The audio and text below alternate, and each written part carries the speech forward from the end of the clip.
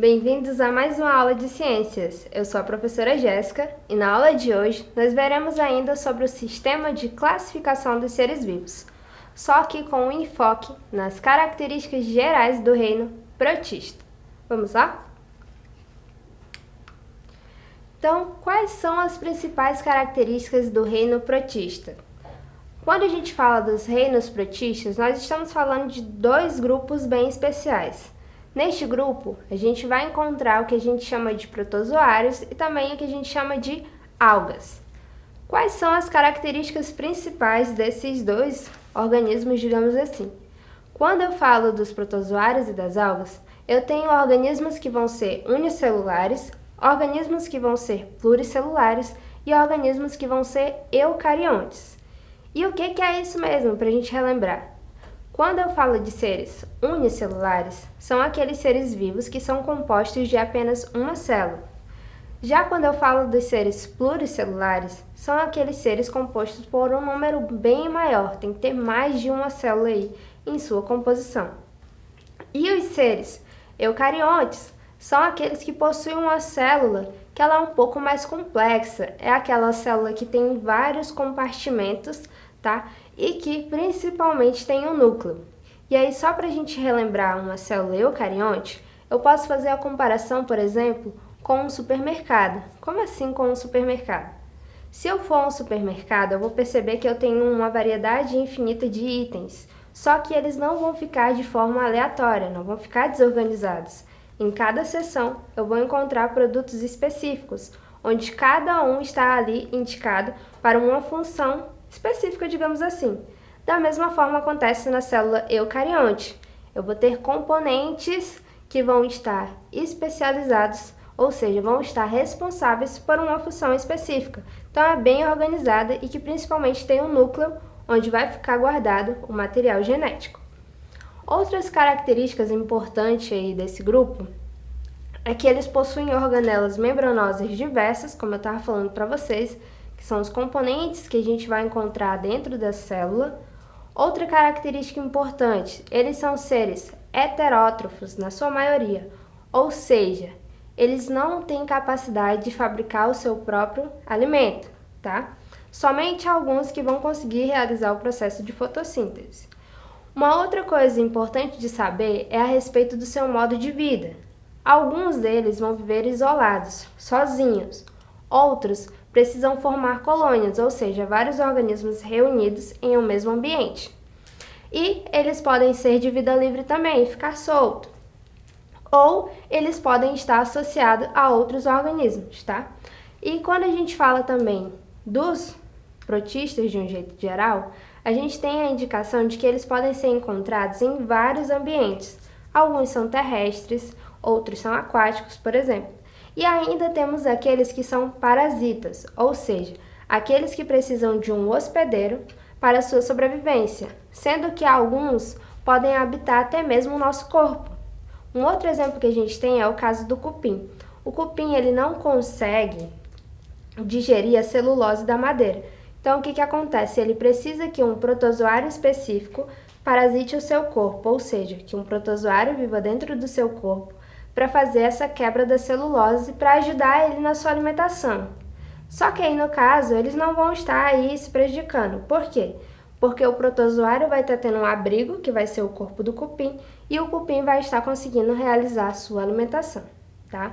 E quando eu falo aí de protozoários ou protistas, eu vou ver que o seu nome vem do latim de primeiro e de zoo animal, ou seja, são animais bem rudimentares, digamos assim.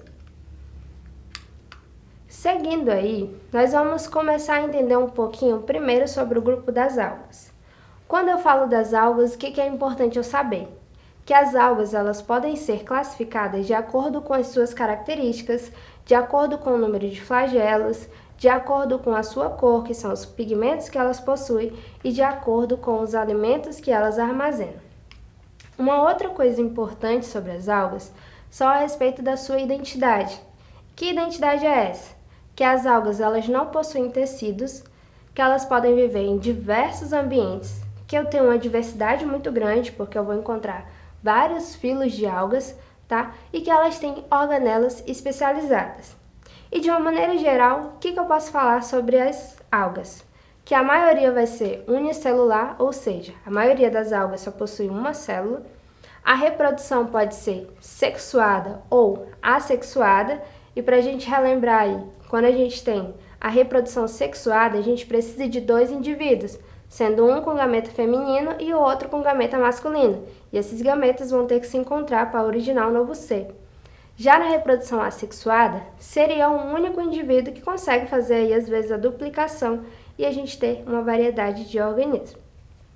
Outra coisa é que as algas elas são eucariontes, como eu já expliquei para vocês, que é uma célula mais especializada. E eles podem ser também multicelulares, porque como eu falei, somente a maioria é unicelular, mas alguns podem possuir várias células. Uma outra coisa importante sobre as algas é que elas são autótrofas fotossintetizantes, ou seja, elas fabricam o seu próprio alimento através do processo de fotossíntese ou através do processo de quimiossíntese. Outra coisa importante é que as algas, que são as grandes responsáveis por fornecer o oxigênio que a gente utiliza no nosso dia a dia, e que elas podem ser encontradas aí no ambiente de água doce ou de água salgada. Seguindo aí, a gente vai entender aí alguns dos filos de algas. A gente tem o grupo das pirrófitas. Qual seria esse grupo? É o grupo onde eu vou encontrar as chamadas de dinoflagelados. Esses dinoflagelados, alguns podem ter clorofila, que dão a ele essa coloração esverdeada, tá? Eles são aquáticos, são unicelulares e eles têm carapaças e são autotróficos, ou seja, produzem aí seu próprio alimento. Já as crisófitas são algas douradas, que são algas unicelulares, têm a reprodução assexuada e produzem alimentos para os organismos aquáticos, ou seja, vão ajudar os outros organismos a fazer sua alimentação. Seguindo, nós temos também o grupo das algas chamadas de clorófitas. Quais que são as características das clorófitas? Elas têm parede celular, são unicelulares, podem viver em colônias, ou seja, várias algas reunidas, tá? São multicelulares, têm uma quantidade grande de células e podem ser encontradas tanto em água doce como em água salgada. Já o grupo das euglenófitas, o que eu vou encontrar? Eu vou encontrar as algas que são unicelulares, só tem uma célula, que são assexuadas, ou seja, não precisam de 2 indivíduos para fazer sua reprodução. Elas têm vacúolo contrátil para expulsar o acúmulo de água que entrar no seu corpo, tá? E elas são sensíveis à luz. Além disso, elas podem ser bioindicadoras ambientais. O que isso significa? Que se tiver alguma coisa de errado no ambiente, elas podem servir como um indicador, tá? Além disso, nós temos também as algas chamadas de feófitas, que popularmente são chamadas de algas pardas, tá? Essas algas pardas, elas são pluricelulares, têm várias células, são exclusivamente marinhas e são importantes economicamente porque podem ser usadas na fabricação de sorvetes, de cremes e de doces, algumas até na fabricação do sushi. Já as rodófitas são algas vermelhas devido à sua coloração e elas são multicelulares, que possuem muitas células e são de vida fixa. Antes da gente seguir aí, é importante lembrar para vocês também que nem todas as algas eu consigo ver a olho nu. Algumas eu só consigo observar se eu fizer uso de um instrumento específico, que é o microscópio. Já há outras que eu consigo ver assim naturalmente, como é o caso das algas pardas, que eu posso encontrar na beira da praia, por exemplo, tá? E aqui a gente chegou aí para entender agora um pouquinho sobre os protozoários. O que a gente viu até agora foi sobre as algas. O que é importante eu saber sobre os protozoários? Que eles são divididos em 4 grupos. E agora eles são divididos de acordo com o meio de locomoção. Eu vou ter os protozoários que são ciliados, protozoários flagelados, os protozoários que são rizópodes e eu tenho também os esporozoários. O que esse monte de nome de estranho quer dizer para vocês? Que os protozoários ciliados, eles são aqueles que em volta do seu corpo, eles têm vários pequenos pelos, tá? Que são os cílios. e a partir do movimento desses cílios, eles conseguem se movimentar. Já os protozoários que são flagelados, eles possuem uma espécie de rabo no final do seu corpo e esse rabo consegue se movimentar.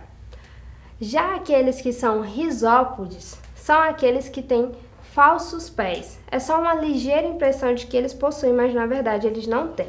Vocês lembram daquele brinquedo da amoeba? Se você jogar ela de um lado para o outro, ela não tem um formato específico, depende de onde ela está ocupando. E já os esporozoários são aqueles protozoários que eles não conseguem se locomover porque eles não têm uma estrutura de locomoção definida. E uma outra coisa importante também é que os protozoários não são visíveis a olho nu. Preciso de um microscópio para conseguir observar qual que é aí a sua forma de locomoção. E aqui um pouquinho sobre a sua alimentação. Como é que os protozoários fazem para se alimentar? Eles conseguem capturar o alimento por meio de fagocitose. É como se eles englobassem aquele alimento e dali ele consegue retirar tudo que ele necessita. O que ele não necessita vai ser eliminado depois, tá? E aí, seguindo, como é que é a reprodução dos protozoários? A reprodução pode acontecer de duas formas. Ou ela pode ser assexuada, que é aquela que não precisa de dois indivíduos, ou ela pode ser sexuada, que precisa de dois. A reprodução assexuada, ela é a mais comum, tá? E ela pode ocorrer de duas formas, ou a divisão binária, que de uma célula eu vou dividi-la e originar duas, ou pode ser divisão múltipla, tá? Onde eu vou ter muitos núcleos se dividindo para células pequenas. E aqui a gente tem aí um pouquinho sobre os paramécias, que são um tipo de protozoário, que eles realizam o processo de reprodução sexuada através da conjugação. O que seria a conjugação? Seriam dois indivíduos apenas trocando material genético para dar origem a novos indivíduos. E aqui, enfim, chegamos ao nosso exercitando da aula de hoje. Primeira pergunta fala: quais são as principais características dos protistas? Eles podem viver em diversos ambientes, tá? Podem ser unicelulares ou pluricelulares. Alguns são autótrofos, outros são heterótrofos, tá?